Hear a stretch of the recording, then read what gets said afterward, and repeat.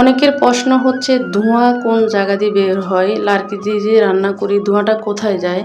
আসলে এটা নিয়ে হচ্ছে একটা ভিডিও বানাবো ভাবতেছি, তো আজকে একটা বড় ভিডিও বানালাম। আর এটা হচ্ছে আমি রিল আকারে দিয়েছিলাম, আমার সেই ভিডিওটা ভাইরাল হয়েছে আলহামদুলিল্লাহ। সেখানে হচ্ছে 1.5 লাখের মতো ভিউজ হয়েছে।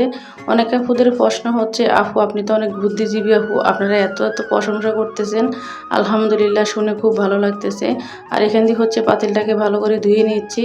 আমি কিন্তু রান্না করার আগে হচ্ছে পাতিলটাকে সব সময় সুন্দর করে ধুয়ে নিই। এই যে ছিদ্রগুলো দেখতেছেন, এখান দিয়ে হচ্ছে আপনার ধোঁয়াগুলো যায়।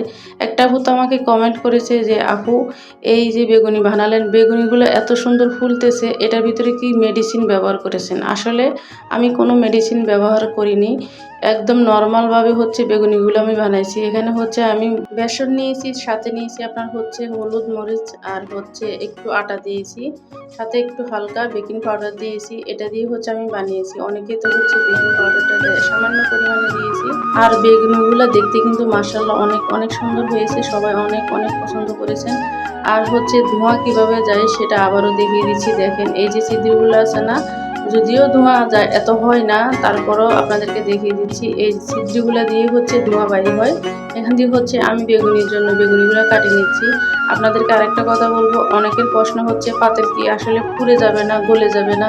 এটা কি হচ্ছে আপনার কিভাবে গলবে? আমি কি এখানে হচ্ছে 2-3 ঘন্টা ধরে রান্না করি। একটা শট নিতে কমপক্ষে লাগে আপনার হচ্ছে আধা ঘন্টা, হয়তো আধা ঘন্টার ভিতরে একটা পাতিল কিভাবে পুড়বে।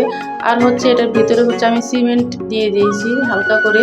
সিমেন্ট দেওয়ার কারণে হচ্ছে পাতিলটা আপনার গলবে না কোনোদিনও। হালকা করে হচ্ছে আমি আবরণ দিয়েছি, সেটা আবার শুকিয়ে নিয়েছি। এটা হচ্ছে এখন কালো হয়ে গেছে, সেজন্য হচ্ছে দেখা যায় না। অনেকে অনেক ধরনের প্রশ্ন করতেছেন, সবার প্রশ্নের তো উত্তর দেওয়া যায় না। অনেকে আবার সুন্দর সুন্দর কমেন্ট করেন, অনেকে আবার বাজে কমেন্ট করেন। আসলে বেশিরভাগ কমেন্ট হচ্ছে আপনার সুন্দর করে আসে, আর দু একটা কমেন্ট খারাপ যায়, এটাতে হচ্ছে আমার মন খারাপ হয় না, কারণ সবাই তো আর এক না, সবাই তো আমাকে ভালোবাসবে এমন না।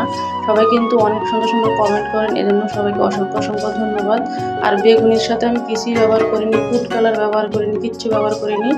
এটা হচ্ছে এমনিতে এত সুন্দর ফুরকুর ফুরকুর হয়েছে মাশাআল্লাহ। আর আলহামদুলিল্লাহ বলবো, কারণ আমি হচ্ছে বেগুনি যে কোনো কিছু রান্না করি না কেন আমার হাতে একটু সুন্দরই হয়, সবাই অনেক প্রশংসা করে সব সময়। আর এখান দিয়ে হচ্ছে আমি বানাতে বানাতে হচ্ছে 4-5 বার বানিয়েছি। আর আমার ছেলে তো মাশাআল্লাহ খেয়ে অনেক অনেক মজা পেয়েছে।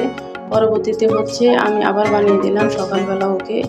এই যে ডোটা আছে, এটা দিয়ে হচ্ছে আমি সকালবেলা হচ্ছে আলুর চপ বানিয়ে দিয়েছি, সেই ভিডিওটা দিয়েছিলাম, সেটাও আলহামদুলিল্লাহ ভাইরাল হয়েছে। আলহামদুলিল্লাহ সবাইকে অসংখ্য ধন্যবাদ আমাকে এত এত সাপোর্ট করার জন্য। আসলে আমার অনেক ভালো লাগতেছে। এখানে কিন্তু আমি অনেক পরিশ্রম করেছি, একটা বছর ধরে কাজ করতেছি, এখন হচ্ছে আমার ভিডিওগুলো আলহামদুলিল্লাহ ভাইরাল হচ্ছে। প্রথমে আমার আল্লাহকে অনেক ধন্যবাদ দেব, তারপরে হচ্ছে আপনারা আমাকে অনেক সাপোর্ট করেছিলেন। আমি অনেক পরিশ্রম করতেছি, আলহামদুলিল্লাহ এভাবে হচ্ছে আমরা একে অপরের পাশে থেকে এগিয়ে যাবো ইনশাআল্লাহ।